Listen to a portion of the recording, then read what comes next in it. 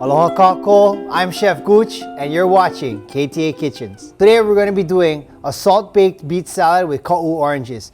Ka'u oranges are one of my favorite, one of the greatest blessings that Hawaii produce ever got. It's got a thinner skin than your normal Valencias and your commercial oranges. They're a little bit harder to peel by hand, but the effort is way worth it.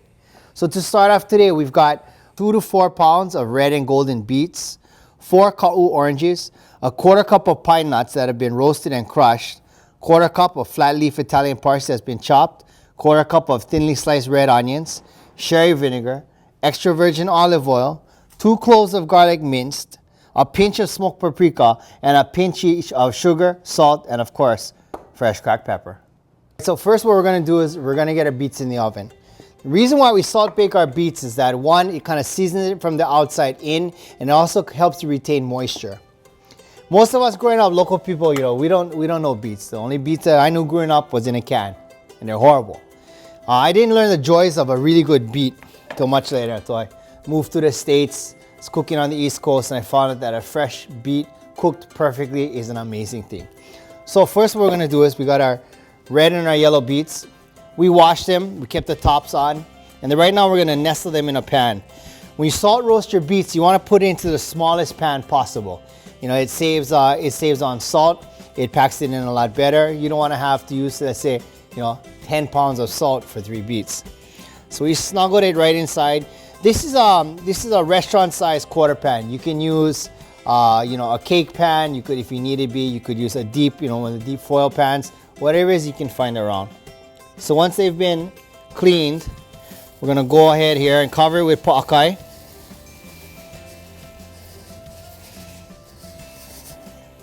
Just enough to cover them. Some more if you need. Just about like that. That little guy sticking up there, well, not anymore. Okay, so the oven has been preset to 300 degrees. That's all there is to it. We're gonna get in the oven low and slow till it's done. We're gonna know it's done when we take like a paring knife, or in this case I have a thin piece of wire that I use just for the purposes of making sure that things are temped correctly. You're gonna stick it in, and when it's no resistance, kind of like the way you cook, you perfectly cook potato or kalo, and it comes out smooth, it's done. So while the beets are roasting away, let's go ahead and let's build our dressing. So what we've done here is, first we're gonna take a quarter cup of sherry vinegar. Okay. Then we're gonna take about 3/4 of a cup of our extra virgin olive oil. A lot of times when people ask about, cooking, they go, how do you do this? How do you do that?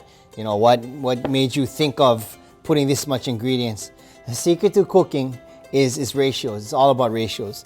So your basic vinaigrette, whether you're using sherry vinegar, rice vinegar, palm vinegar, whatever it is, lemon juice, we tend to go to a 3-to-1 ratio. 3 parts of fat, 3 parts of olive oil, vegetable oil, canola, whatever and then 1 part of any type of an acid, so vinegar, lemon juice, etc. So we got 3-to-1, 3/4 cups olive oil, 1/4 cup sherry vinegar. So after that, we can go ahead, we're gonna add our pinch of smoked paprika,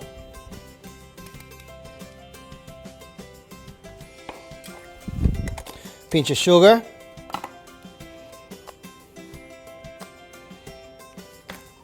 pinch of salt. Okay, maybe a little more than a pinch of salt. Like that.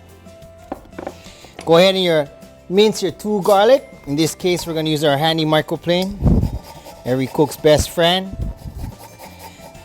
This invention was really cool. Microplane was actually invented by a woodworker who decided to try and utilize his woodworking tools in a kitchen, and quickly became like a kitchen standard. They're actually relatively inexpensive. And once you have one for your kitchen, you're going to realize, how did I live without one? So the last bit of acid is we want to use the juice that's reserved from the ka'u oranges as we segment them. So how to segment an orange? This is the same technique you can use for a grapefruit, lemon, anything. So you got your North Pole and your South Pole, right? You take the ends off. Like so.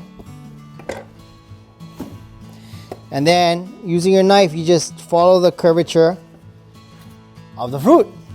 The next cut follows the white part, the pith. all the way around. Just like that.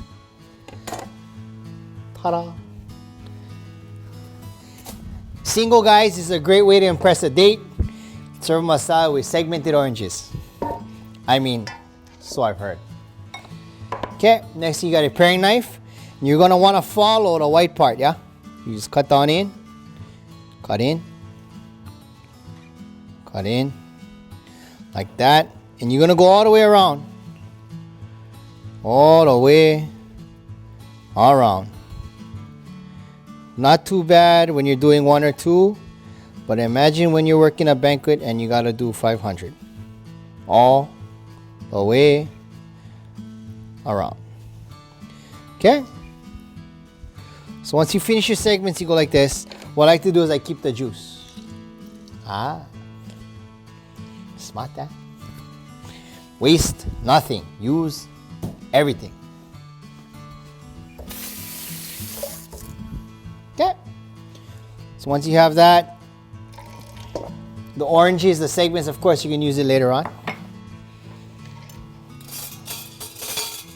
Mix, mix, mix, mix, mix.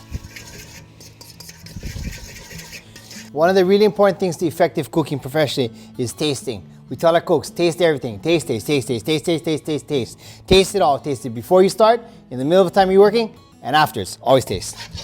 So really important. Taste your food. It's good. Our beets have been in the oven about an hour and a half, hour 45 minutes. At right around the hour and a half mark, I tend to check it. I'll pull it out.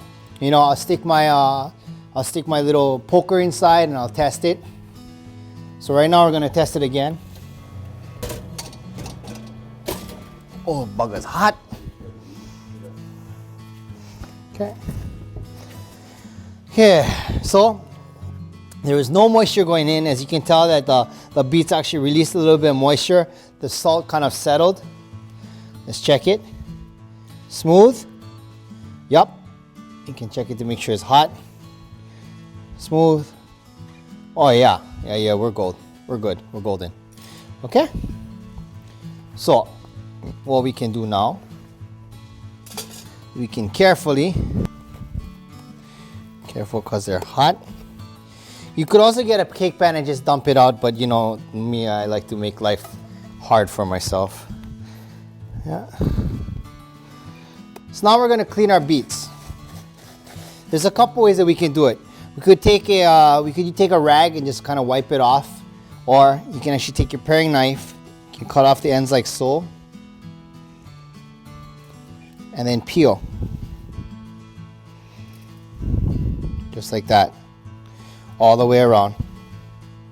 You know, with our style of cooking, I like to tell our guys to, you know, cut it and you want to make it look like natural perfection. We don't sit around with, you know, a pair of tweezers and a microscope and make everything absolutely perfect.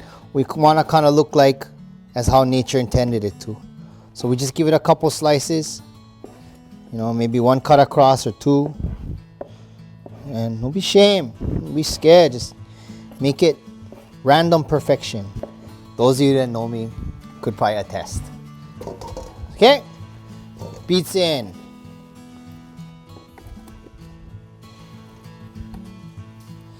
Let's bring it home. We've got our dressing. We made more dressing than we need, but don't worry, she lasts a long time. You want to dress just enough so that when you move the bowl, you don't see a puddle of dressing at the bottom. You see a puddle of the dressing with any salad, you've overdressed it. Okay. Got our flat leaf Italian parsley. You can either chop it or you can just tear it roughly like this. I like my guests to see what they're eating. I don't want people guessing as to what it is. You know, you bite it and the flavors pop and you know it's parsley. So, thinly sliced onions. We've got our orange segments. Don't forget the orange, the reserved orange juice is already in there, yeah? Got our pine nuts.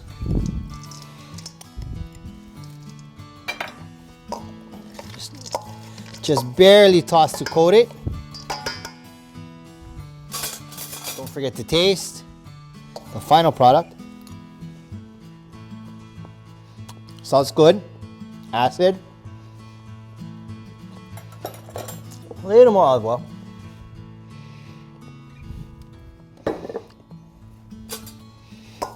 There you go.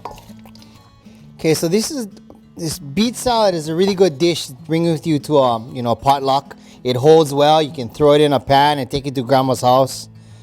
Hang out all day long. You're all good. I love to personally. I like a sparkling rosé with this. Rosé is dry and it's bright. You got some crisp acidity going on there. It kind of complements the earthiness of the beets itself. Yeah. You can finish up if you want. You can finish it with a little bit of potluck, a little sea salt there. Okay. Everything comes through. Got the acidity, the garlic. Sparkling rosé you can drink for days. So once again, I'm Chef Gooch, and mahalo nui for watching KTA Kitchens.